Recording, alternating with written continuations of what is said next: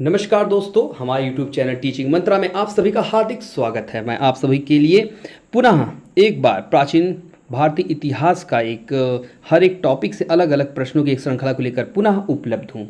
तो आशा करता हूँ कि आप सभी को जो है आज की वीडियो काफ़ी रोमांचक और काफ़ी पसंद आई, क्योंकि ये काफ़ी जो है इसमें जितने मैंने प्रश्न रखे हैं काफ़ी हर परीक्षाओं में पूछा जाने वाला प्रश्न है। ठीक है, तो चलिए आइए अपने प्रश्न नंबर 1 की ओर आगे बढ़ते हैं।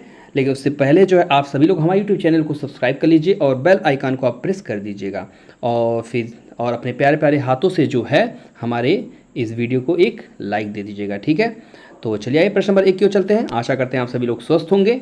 तो आइए प्रश्न नंबर 1 स्क्रीन पे आ चुका है, तो आप सभी लोग जो कमेंट बॉक्स में इसका जो है आंसर देते जाइए। ठीक है, क्या क्या होगा, और आप साथ में जो एक नोट भी ले लीजिएगा ताकि नोट्स आप तैयार करते रहिए, क्योंकि आप जो वीडियो जब तक देखेंगे तब तक ही याद रहेगा, फिर आप 2-3 दिन के बाद इसको भूल जाएंगे। तो इसलिए आपको एक नोट्स तैयार करना बहुत जरूरी है। तो ये प्रैक्टिस एक श्रृंखला है। तो चलिए आइए हम लोग स्टार्ट करते हैं अपना प्रश्न नंबर 1। प्राचीन कालीन ऐतिहासिक जीवनियों को सुमेलित कीजिए। ठीक है, आपके सामने 5 ऑप्शन है: बुद्ध चरित, हर्ष चरित, विक्रमादेव चरित, रामचरित और नवसंग चरित। ठीक है, तो बताइए तो ये रचनाकार किसके हैं? अच्छा है, तो इसका वो नहीं दिया है, तो चलिए ठीक है, मैं ही बताता रहता हूँ, तो बताइएगा। तो बुद्ध चरित किसकी रचना है? तो बुद्ध चरित जो है अश्वघोष की रचना है। ठीक है, आप इसको नोट करते जाइएगा, बुद्ध चरित अश्वघोष की है। और हर्षचरित किसकी रचना है? तो ये बाणभट्ट की है। ठीक है, और विक्रमादेव चरितम जो है ये बिल्हड़ की है। ठीक है, और रामचरित्र जो है संध्याकार नंदी के द्वारा रचित है।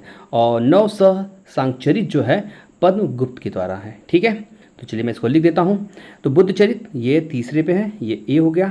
ठीक है, और हर्षचरित जो है ये बाणभट्ट है, ये बी हो गया यहाँ पे।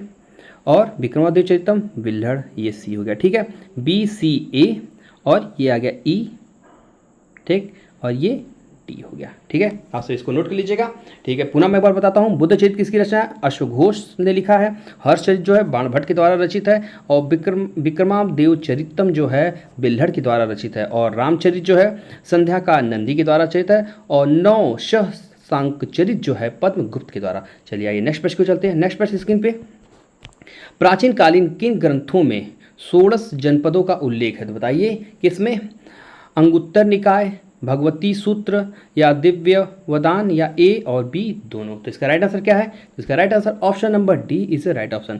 ये अंगुत्तकार जो निकाय है, भगवती सूत्र, ये दोनों जो है इसमें 16 जनपदों के उल्लेख मिलते हैं। चलिए नेक्स्ट प्रश्न को चलते हैं। नेक्स्ट प्रश्न स्क्रीन पे, यूनानी लेखकों को उनकी रचनाओं के साथ सुमेलित कीजिए। ठीक है, तो बताइए आपके सामने 4 ऑप्शन है।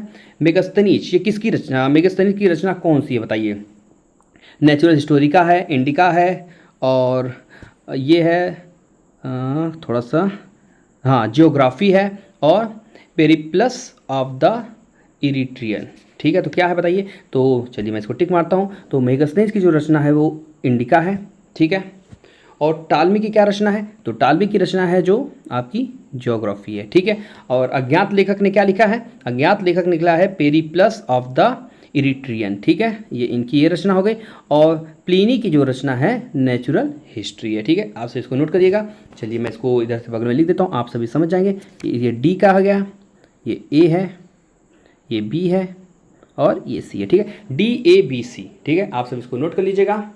तो चलिए नेक्स्ट प्रश्न को चलते हैं। आप सभी आशा करता हूँ कि आप सभी नोट कर चुके होंगे। चलिए नेक्स्ट प्रश्न को चलते हैं। नेक्स्ट प्रश्न स्क्रीन पे, चीनी यात्रियों के विवरणों के अनुसार सुमेलित कीजिए। ठीक है, फायान, वेनसांग, इसिंग और चाउ जू कुआ। बताइए किसके किसके शासन में कौन आया था? तो इसका राइट आंसर क्या होगा? तो फायान जो है चंद्रगुप्त द्वितीय के समय आया था। ठीक है, ये कर लीजिएगा। और वेनसांग जो है हर्षवर्धन के शासनकाल में। और इसिंग जो है ये उनके समय का जो है, इसमें ये दिया गया है कि इन्होंने रचना की है। तो फायान जो चंद्रगुप्त द्वितीय के समय का उनके बारे में सारी जानकारी लिखी है। वेनसांग ने हर्ष के बारे में सारी चीज़ लिखी है। और इसिंग ने जो है वहाँ के वेशभूषा खान पान के बारे में। ठीक है, और चाउ जू कुआ जो है चोलकालीन इतिहास इन्होंने लिखा है। आपसे अगर पूछेगा प्रश्न में कि चोलकालीन इतिहास किसने लिखा है, तो चाउ जू कुआ के द्वारा रचित है। चलिए नेक्स्ट प्रश्न को चलते हैं। नेक्स्ट प्रश्न आप सभी नोट कर चुके होंगे। तो चलिए नेक्स्ट प्रश्न ये रहा स्क्रीन पे, भारत में सबसे प्राचीन अभिलेख किस शासक के प्राप्त हुए हैं? तो बताइए, कालाशोक, अजातशत्रु, चंद्रगुप्त मौर्य, या अशोक। तो इसका राइट आंसर है option number D is the right option. ठीक है। सबसे पुराना जो अभिलेख किसके प्राप्त हुए हैं, तो अशोक के प्राप्त हुए। चलिए नेक्स्ट प्रश्न देखते हैं। नेक्स्ट प्रश्न स्क्रीन पे, सर्वप्रथम 1837 ईस्वी में अशोक के अभिलेखों को किसके द्वारा पढ़ा गया? तो बताइए, काफ़ी महत्वपूर्ण प्रश्न है क्योंकि ये हर परीक्षाओं में जो है पूछा जाता है अक्सर ही। तो क्या है, मेगस्थनीज है, चाणक्य, जेम्स प्रिंसेप या डाई मेकम? तो कमेंट बॉक्स में इसका उत्तर बताइए। तो इसका right answer option number C is a right option, ठीक है। अशोक के जो है 1837 में, सर्वप्रथम 1837 में अभिलेखों किसके द्वारा पढ़ा गया था? तो जेम्स प्रिंसेप के द्वारा पढ़ा गया था। चलिए नेक्स्ट प्रश्न को चलते हैं। नेक्स्ट प्रश्न स्क्रीन पे, सबसे प्राचीन स्मृति कौन सी है? सभी को पता होगा कौन सी है। तो आपके सामने 4 ऑप्शन है। ऑप्शन नंबर डी पाराशर है, नारद है, मनुस्मृति है या याज्ञवल्क्य है। तो क्या है इसका right answer? Option number B is the right option, ठीक। मनुस्मृति जो है सबसे पुरानी स्मृति है। आप इसको नोट कर लीजिएगा। चलिए नेक्स्ट प्रश्न को चलते हैं। नेक्स्ट प्रश्न स्क्रीन पे, आदि काव्य की संज्ञा किसे दी जाती है? बताइए, रामायण को, महाभारत, गीता या भागवत पुराण को, किसको दिया जाता है? तो इसका राइट आंसर है option number A is the right option, ठीक है। रामायण को जो है आदि काव्य की संज्ञा दी जाती है। चलिए नेक्स्ट प्रश्न को चलते हैं। नेक्स्ट प्रश्न, प्राचीनतम पुराण है, बताइए प्राचीनतम पुराण कौन सा है? मत्स्य पुराण है, भागवत पुराण है, विष्णु पुराण या वायु पुराण? तो इसका राइट आंसर है option number A is the right option, ठीक है। मत्स्य पुराण जो है सबसे प्राचीनतम पुराणों में से एक है, ठीक है। चलिए नेक्स्ट प्रश्न को चलते हैं। नेक्स्ट प्रश्न स्क्रीन पे, कृष्ण भक्ति का प्रथम और प्रधान ग्रंथ है, बताइए क्या है? महाभारत है, श्रीमद् भगवत गीता है, गीत गोविंद है या इनमें से कोई नहीं? तो इसका राइट आंसर है option number B is the right answer, ठीक है। श्रीमद् भगवत गीता जो है कृष्ण भक्ति का प्रथम और प्रधान ग्रंथों में से एक है। चलिए नेक्स्ट प्रश्न की ओर चलते हैं। नेक्स्ट प्रश्न, प्राचीनतम व्याकरण अष्टाध्यायी के रचनाकार, बताइए। काफ़ी आसान प्रश्न है आप सभी के लिए, तो कमेंट बॉक्स में इसका आंसर बताइए क्या है? गौतम, कपिल, पतंजलि या पाणिनि? तो इसके राइट आंसर, अष्टाध्यायी किसकी रचना है? तो पाणिनि जी की है, ठीक है, पाणिनि की। नेक्स्ट प्रश्न को चलते हैं। नेक्स्ट प्रश्न, शुल्ब सूत्र किस विषय से संबंधित पुस्तक है? बताइए, शुल्ब सूत्र किस विषय से संबंधित पुस्तक है? ज्यामिति, ज्योतिषी या गणित या खगोल? तो इसका राइट आंसर है option number A is the right answer, ज्यामिति, ठीक है। किसकी? ज्यामिति की शुल्ब सूत्र जो है संबंधित पुस्तक है ज्यामिति की।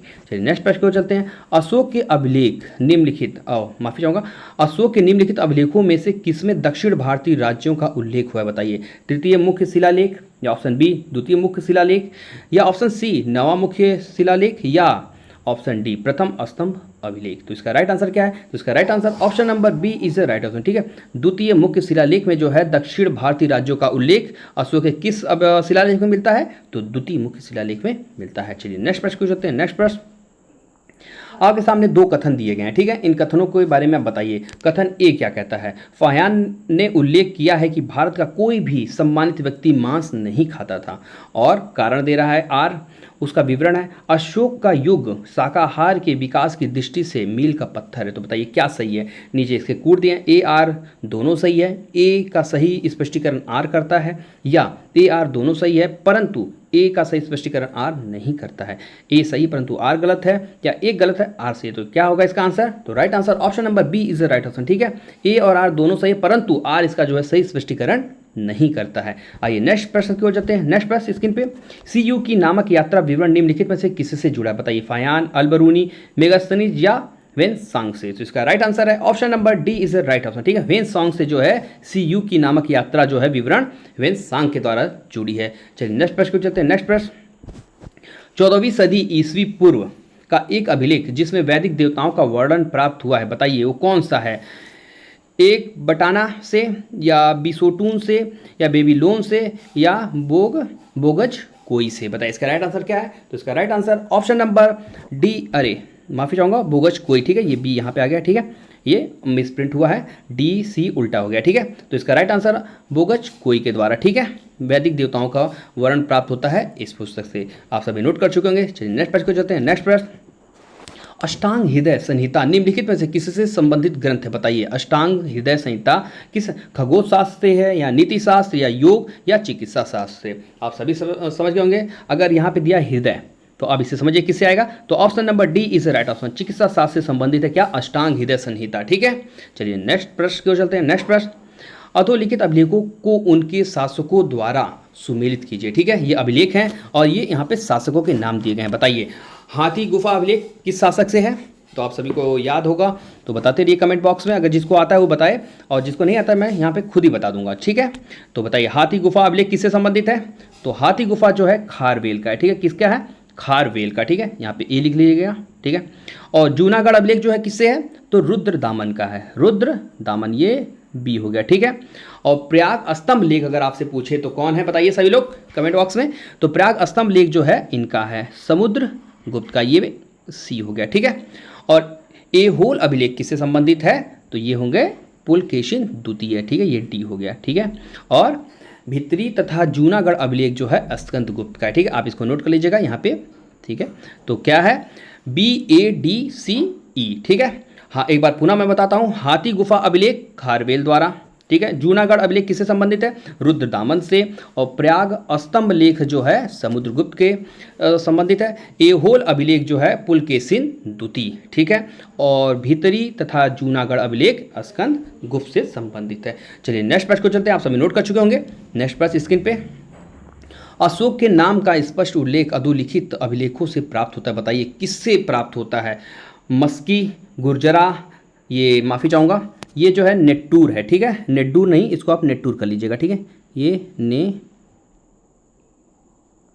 ठीक है, ये होता है नेट्टूर, ठीक है, नेट्टूर नहीं है, ठीक है, ये मिसप्रिंट हो गया हमारे टाइप महतो के द्वारा, ठीक है। और ऑप्शन डी है उदय गोलम, तो क्या उपरोक्त सभी है, बताइए क्या राइट आंसर, इसका राइट आंसर है option number E is a right option, उपरोक्त सभी, ठीक है। मस्की, गुर्जरा और नेट्टूर उदय गोलम के द्वारा जो है इसमें अधोलिखित में सारे अशोक के नाम इन सब में मिलते हैं, ठीक है। इन जितने भी आपके पास ये अभिलेख दिए इनमें सभी में स्पष्ट रूप से अशोक के नाम उपलब्ध मतलब लिखे हुए मिलते हैं।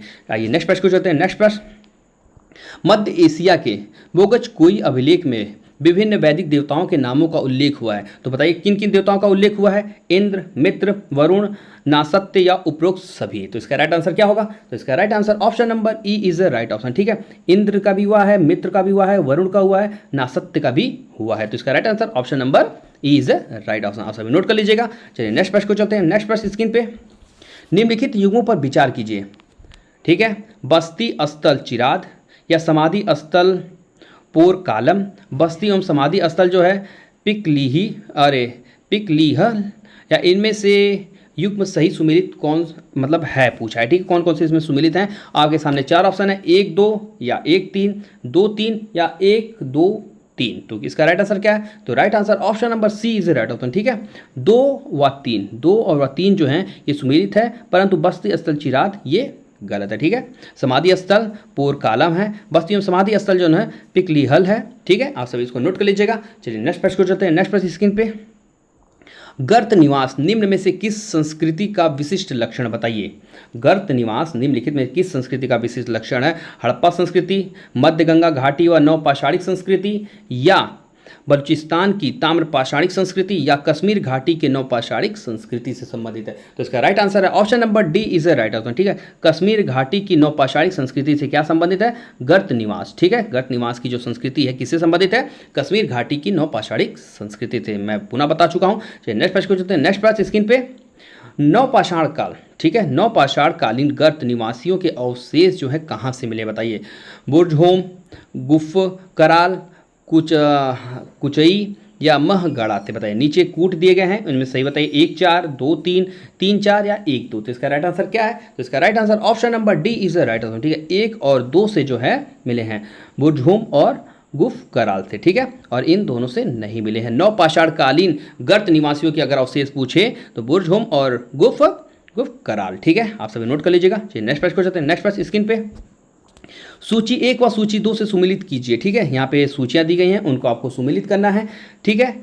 तो बताइए पूरा पाषाण काल किससे संबंधित है, कच्चे एवं पक्के मकान, नदी तट अधिवास या सैलसराय अधिवास या गर्त अधिवास। तो इसका राइट आंसर क्या है, तो देखिए आप इसको टिक मारते चलते हैं। पूरा पाषाण काल जो है इससे संबंधित है, किससे, शैलाश्रय अधिवास से संबंधित है, ठीक है। और मध्य पाषाण काल जो है किससे संबंधित है, तो नदी तट अधिवास से संबंधित है, ठीक है। और नव पाषाण काल जो है किससे संबंधित है, तो गर्त अधिवास से संबंधित है। और ताम्र पाषाण काल किससे संबंधित है, कच्चे एवं पक्के मकान से, ठीक है। तो चलिए मैं इसकी नंबरिंग कर देता हूँ। तो पहले पे आ गया डी, आप इसको नोट करते रहिएगा, ठीक है। फिर उसके बाद जो है ये बी है, फिर ये बी ए और सी, ठीक है, डी बी ए सी, ठीक है, आप इसको नोट कर लीजिएगा। पूरा एक बार मैं पुनः बताता हूँ। पूरा पाषाण काल जो है शैलाश्रय अधिवास, मध्य पाषाण काल जो है नदी तट अधिवास, नव पाषाण काल जो है गर्त अधिवास और ताम्र पाषाण काल जो है कच्चे एवं पक्के मकान। ठीक है, आप सभी नोट कर चुके होंगे। चलिए नेक्स्ट प्रश्न को चलते हैं। नेक्स्ट प्रश्न स्क्रीन पे, निम्नलिखित में से कौन सा सुमेलित नहीं है? यहाँ पे सुमेलित नहीं पूछा है, ठीक है, आप इसको जो है नोट कर लीजिएगा। ठीक है, सुमेलित नहीं है। ठीक है, विदेशी यात्री है और भारत भ्रमण कब आए थे? तो फाहियान जो हैं 399 में आए और 414 ईस्वी तक। ठीक है, और वेनसांग 629 से 645 ईस्वी और इसिंग जो हैं 679 से 693 ईस्वी और अल मसूदी जो हैं 957 ईस्वी। बताइए इसमें कौन सा गलत है? तो इसका राइट आंसर है option number C is a right option. ठीक है, इसिंग जो है ये गलत दिया हुआ है। ठीक है, ये कब आए थे? तो 671 ईस्वी में, 671 ईस्वी में ये वहाँ से चले थे। कहाँ से? कैटन के, ठीक, कैटन से समुद्र के रास्ते भारत के जो है सुमात्रा का जो रास्ता था उसके रास्ते से 673 ईस्वी में, कहाँ 673 ईस्वी में भारत पहुँचे थे। और ये 10 वर्षों तक जो है भारत में रहे थे। और कहाँ पे? नालंदा विश्वविद्यालय में इन्होंने शिक्षा ग्रहण की थी। किसकी? संस्कृत की और बौद्ध धर्म की। ठीक है, क्योंकि एक बौद्ध भिक्षु थे। कितने वर्षों के लिए? 10 वर्षों तक। ठीक है, कहाँ पे अध्ययन किए थे? नालंदा विश्वविद्यालय में। ठीक है, तो आपका right answer option number C right था। आप सभी इसको नोट कर चुके होंगे। चलिए नेक्स्ट प्रश्न जाते हैं। नेक्स्ट प्रश्न स्क्रीन पे, प्राचीन भारत के इतिहास के संदर्भ में भवभूति, हस्तिमल तथा क्षेमेश्वर क्यों प्रसिद्ध थे? बताइए, जैन साधु थे या नाटककार थे, मंदिर वास्तुकार थे या दार्शनिक थे? बताइए क्या राइट आंसर है? तो इसका राइट आंसर है option number B is the right option. ठीक है, ये तीनों क्या थे? नाटककार थे। भवभूति, हस्तिमल और क्षेमेश्वर क्या थे? किस लिए प्रसिद्ध थे? क्योंकि ये नाटककार थे। नेक्स्ट प्रश्न चलते हैं। नेक्स्ट प्रश्न स्क्रीन पे, सबसे पहले का मानव सदृश प्राणी जो प्राज्ञ मानव, ठीक है, से प्रजातीय रूप से भिन्न था, उसे सामान्यतः जाना जाता था। पता है किससे? होमिनिड के रूप में जाना जाता था, पिथिकैंथ्रोपस के रूप में, या सिनांथ्रोपस के रूप में, या इयोंथ्रोपस के रूप में? बताइए, तो इसका राइट आंसर क्या है? तो इसका right answer option number B is a right option. ठीक है, पिथिकैंथ्रोपस के रूप में जो है उसको जाना जाता था। किसको? जो मानव सदृश प्राणी जो प्राज्ञ मानव से प्रजाति रूप में भिन्न था। ठीक है, चलिए नेक्स्ट प्रश्न को जाते हैं। नेक्स्ट प्रश्न स्क्रीन पे, ताम्र पाषाण युग की अवधि मानी जाती है। बताइए, ताम्र पाषाण युग की अवधि कितना मानी जाती है? 3000 से 1000 ईसा पूर्व, 4000 से 3000 ईसा पूर्व, या 6000 से 4000 ईसा पूर्व, या 10000 से 8000 ईसा पूर्व? तो बताइए इसका राइट आंसर क्या है? तो इसका right answer option number A is right option. ठीक है, 3000 से 1000 ईसा पूर्व ताम्र पाषाण युग की अवधि मानी जाती है। ठीक है, नेक्स्ट प्रश्न को चलते हैं। नेक्स्ट प्रश्न स्क्रीन पे, पूर्व पाषाणकालीन मानव का मुख्य धंधा था। बताइए, जो पूर्व पाषाणकालीन मानव था उनका मुख्य धंधा क्या था? कृषि था, मिट्टी के बर्तन बनाना, पशुपालन या शिकार खेलना? तो बताइए इसका राइट आंसर क्या है? तो इसका right answer option number D is the right answer. ठीक है, इनका मुख्य जो धंधा था क्या था? शिकार खेलना था। ठीक है, चलिए नेक्स्ट प्रश्न को चलते हैं। नेक्स्ट प्रश्न स्क्रीन पे, प्रारंभिक पूर्ण मानव को किस नाम से जाना जाता था? बताइए, गिमाल्डा, मैगडलिनियन या नियर्डरथल या क्रोमांगियो? बताइए क्या? तो इसका राइट आंसर है option number D is a right option. ठीक है, क्रोमांगियो के नाम से इनको जाना जाता। प्रारंभिक पूर्ण मानव को किस नाम से जानते थे? तो क्रोमांगियो के नाम से जाना जाता था। चलिए नेक्स्ट प्रश्न को चलते हैं। नेक्स्ट प्रश्न स्क्रीन पे, किसने कहा था इतिहास विज्ञान है, न कम न ज़्यादा? बताइए किसने कहा था? एक्टन, कॉलिंगवुड, हेरोडोट्स या ब्यूरी? तो बताइए इसका राइट आंसर क्या है? तो इसका right answer option number D is right option. ठीक है, ब्यूरी के द्वारा जो है इतिहास विज्ञान है, ना कम न ज़्यादा। ठीक है, इनके द्वारा कहा गया है। नेक्स्ट प्रश्न को चलते हैं। नेक्स्ट प्रश्न स्क्रीन पे, प्रागैतिहासिक का क्या अर्थ है? बताइए इसका अर्थ क्या है? आपके सामने 4 ऑप्शन है। ऐसा इतिहास जिसके पुरातात्विक एवं साहित्यिक दोनों साक्ष्य हों, या ऑप्शन बी वह इतिहास जो पुरातात्विक साक्ष्यों के आधार पर लिखा गया हो, या ऑप्शन सी आद्य इतिहास, या ऑप्शन डी इतिहास। तो बताइए इसका राइट आंसर क्या है? तो इसका राइट आंसर है option number B is a right option. ठीक है, वह इतिहास जो पुरातात्विक साक्ष्यों के आधार पर लिखा गया उसे प्रागैतिहासिक कहा जाता है। ठीक है, प्रागैतिहासिक का अर्थ क्या है? वह इतिहास जो पुरातात्विक साक्ष्यों के आधार पर लिखा जाता है। आप सब इसको नोट कर लीजिएगा। चलिए नेक्स्ट प्रश्न को चलते हैं। नेक्स्ट प्रश्न स्क्रीन पे ये रहा, पुरातत्व के स्तर विन्यास पद्धति निम्नलिखित में से किसको समझने के लिए प्रयुक्त है? बताइए, आपके सामने 4 ऑप्शन है। किसको?